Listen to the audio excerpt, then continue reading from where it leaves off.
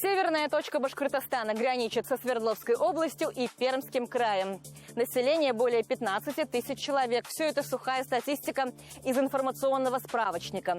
А вот чтобы проникнуться духом Аскинского района, негласным символом которого является мудрая сова, нужно провести один рабочий день с его руководителем с 8 утра и до позднего вечера. Впрочем, это мы и сделали.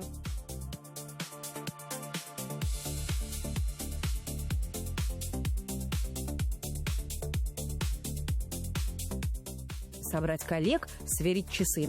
Оперативка сегодня идет спокойно, все на контроле. А если что не так, стратегия главы одна, без паники. По Крестьянской я просил вчера технику отправить. Не выехала техника сегодня с утра. Нет, не выехал. Выйдет. Сейчас точно должны отправлять. Ну вы как считаете, вы строгий руководитель? Я умеренный, дипломатичный руководитель. Я стараюсь находить подход к каждому заместителю, каждому руководителю, потому что строгостью сейчас управлять, наверное, это не тот формат, который нужно применять именно в работе.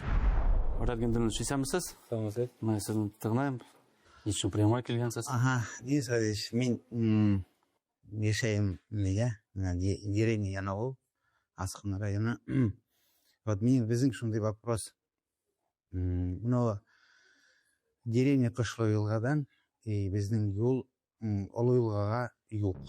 На приемах граждан задают вопросы разные. От личных до, так сказать, публичных. Но дороги тема вечная.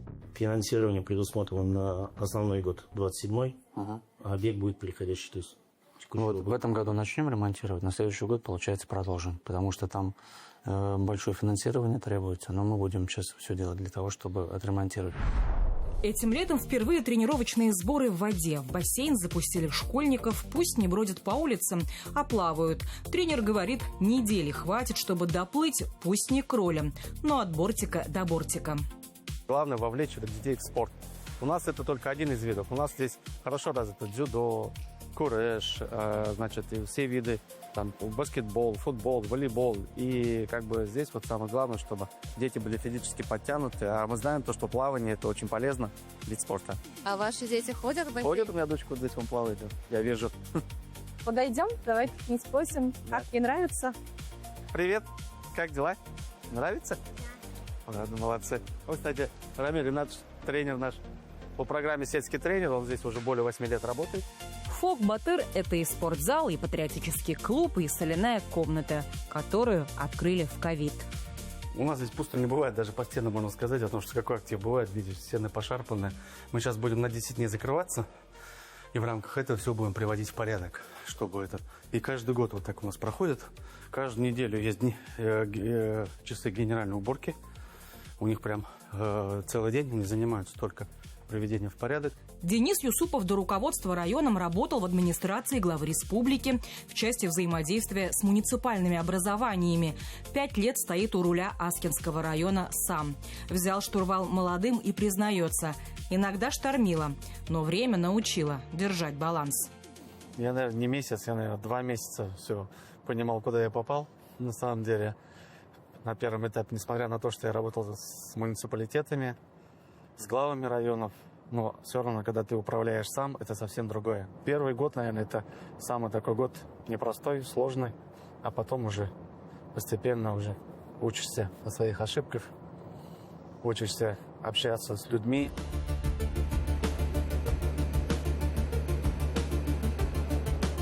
Спрашиваю, что было главной болью района. Ответ – вода, которая точит и камень. Вот уже техника в старых казанчах. Здесь меняют сети, финансирует республика.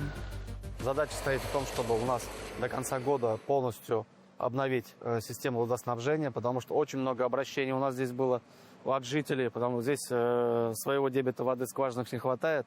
Из-за этого мы решили по программе, то есть нам выделили финансирование. Мы сейчас здесь активно проводим работу по замене системы водоснабжения на новые. Проблемалар болды ма? Болды. Иногда жайканы құрытынған шақтарда біз сусыз, интіккен шақтарымыз болды. Но күйінен күйіға кішіден жүрген шақтар болды. Міне қазір енді біз бүк соттанып қаршы алабыз міне мындай ішлерге, бүк зүреті бір рахмет ішлеген кісілерге. Тырышалар міне. Уже бізге, бүгін уже су кірген кебегінде біздің көңілі бізге. Деревня будто получила второе дыхание, новые трубы, дорога, свет. Но глава сам лезет в траншею, потрогать песок. Что касается крупных проектов, нужно быть начеку, знает по опыту. В каждом, наверное, районе сталкивались действительно с недобросовестными людьми, которые подходили к своей работе не очень добросовестно, поэтому, наверное, да, такая... безусловно, мы с ними, с некоторыми судимся до сих пор, кто качественно работу не выполнил там, и так далее. Там.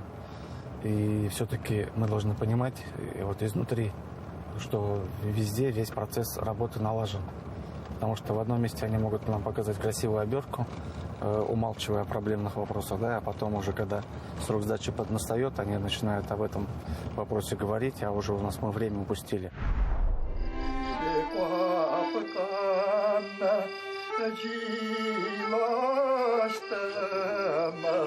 А это деревня Новые Казанчи. И пока Минигайн Салимов поет на лестнице. Скоро у него и жителей деревни будет настоящая сцена со зрителями и костюмами. А здесь был сельский дом культуры? Почему решили здесь Сельский дом строить? культуры он был, он находился в аварийном состоянии. Здесь во время визита Ральфовича в 2019 году как раз-таки было поручение, чтобы здесь по просьбе жителей, чтобы построили здесь сельский клуб. У нас был и проект. Мы этот проект привязали к местности, определились вместе с населением места, где бы хотели они, чтобы клуб был. Вот они показали вот это место. Вот сейчас возводится вот этот клуб. Я думаю, что в этом году мы уже в августе месяце будем также планировать открывать этот клуб. Денис Юсупов предлагает доехать до деревни Кшлау-Елга. Здесь взяли пустую комнату в школе и сделали ФАП. Экономия? Да. Ну или стратегия. Мы лучше те денежные средства, допустим, которые по программе у нас будут, мы лучше в другой населенный пункт отдадим, а здесь вот именно используем территорию школы, территорию, я имею в виду пустое вот это помещение, и здесь вот вы видите, какие условия хорошие, это для того, чтобы специалисты могли показывать первичную медицинскую помощь.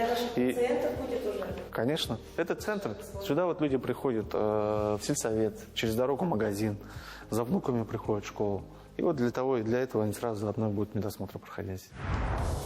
Заезжаем в Таныпь, визитку района. Да что там, республики. Санаторий хранит традиции, это с одной стороны, а с другой не отстает от трендов. Импортозамещение, вот, и постоянно мы вот к Красавичам приезжаем сюда, смотрим. Какая прелесть. Шамиль. Таныпь, кола. Таныпь, лимонад, кола. В библиотеку не планировали, но глава так ее расхвалил, что отказаться не смогли. Ее история началась в 1906 году. Школьником Денис Юсупов и сам ее посещал. Сегодня это креативное пространство. Здравствуйте, Денис Радисович. Хорошо, что вы еще здесь. Вот так. Узнают вас. Узнают, да. Здесь вот есть такое пространство. Экран тоже сделал такой специальный. Мне можно спокойнее. Давайте пройдем по библиотеке. Получается, это пространство для более взрослых детей. Да, здесь именно и старшее поколение спокойно может приходить. В этой библиотеке прекрасно уживаются книги и роботы, пуфики и компьютеры, настольные игры и современные гаджеты. Вот у нас получаются книги такие с запахом. Здесь очень интересно тоже они. Каждый ребенок может, допустим, путем того, что трогает запах, вот бензин. А, да? Вот ананасы как пахнут, можно вот так вот потрогать. И чувствуете?